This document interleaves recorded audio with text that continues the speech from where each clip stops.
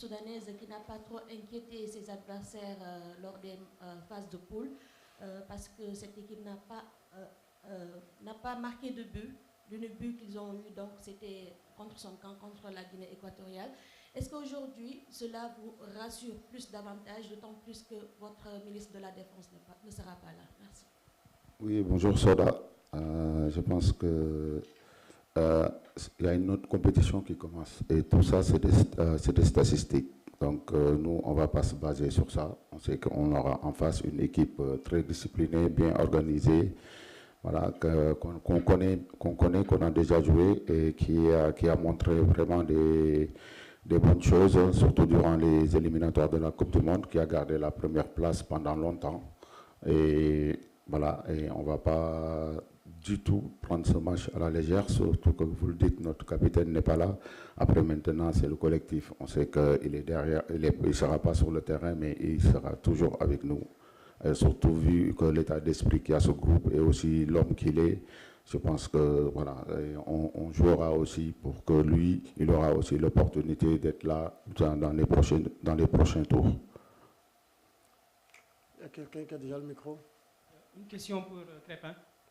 On va revenir aux joueurs. Alors, ici au milieu.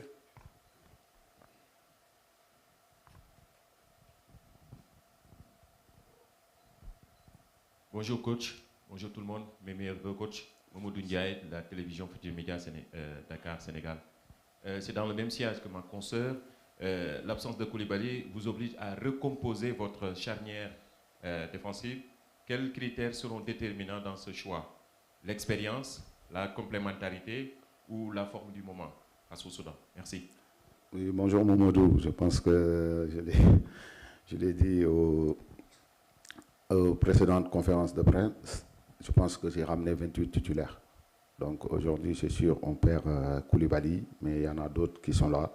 Et on a des joueurs qui peuvent remplacer Koulibaly dans cet effectif, surtout que c'est des joueurs qui ont appris avec lui. Et je pense qu'aujourd'hui, c'est sûr qu'on aimerait qu'il soit là, mais malheureusement, ce n'est pas le cas. Maintenant, on va faire avec et demain, on verra qui sera avec la paire qui sera dans ce match. Là-bas, à gauche. Bonjour coach. Bonjour Crépin. Bonne heureuse année à tout le monde.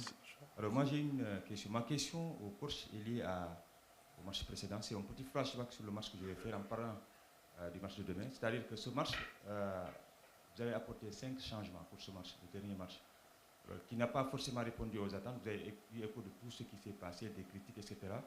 Alors, est-ce que ces changements étaient liés en fait que le coach voulait tourner, voir d'autres joueurs, ou bien c'est lié au fait que le coach est à l'écoute du public, parce qu'on dit souvent Pape Thiaw n'est pas têtu.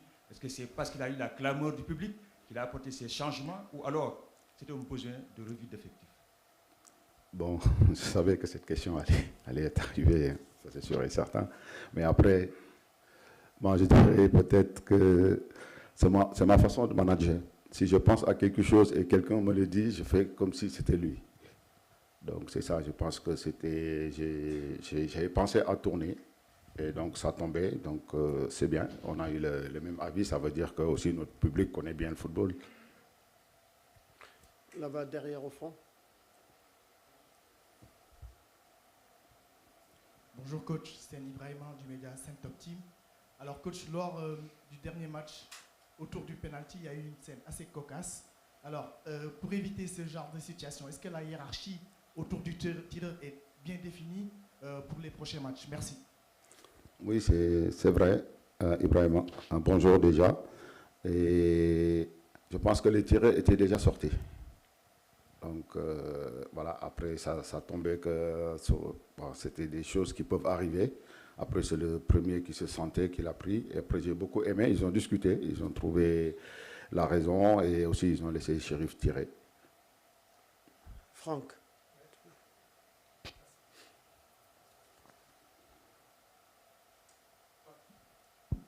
Pape, bonjour. Crépin, bonjour. Ce n'est pas une question... Oui, pardon, Franck Simon, Cap TV. Ma question n'est pas une question d'ordre sportif.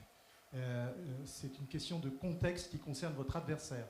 Alors, ou Pape ou Crépin, mais j'aimerais bien entendre Crépin là-dessus.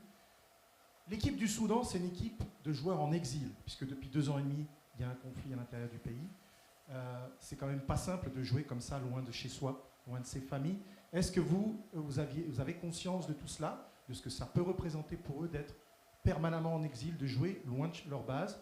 Et quel regard vous portez sur ça? Le fait d'être une équipe nationale qui porte les couleurs d'un pays, loin de chez elle. Les 2 principaux clubs jouent actuellement dans le championnat rwandais. L'an passé, c'était en Mauritanie. Merci. Alors, c'est le coach qui va répondre à la question. Après, on passera aux joueurs plutôt. Merci. Bonjour. Je pense que c'est une question un peu délicate. C'est sûr qu'on aimerait les voir jouer dans leur propre pays, mais maintenant, les choses sont comme ça. Moi, en tant que coach, je préfère parler tout ce qui est footballistique, tout ce qui est plus sport, que rentrer dans d'autres choses que ce n'est pas mon domaine du tout. Vous pouvez vous mettre dans leur peau, le fait de jouer en exil comme ça, c'est pas ça. C'est bon, il a répondu à la question là-bas derrière.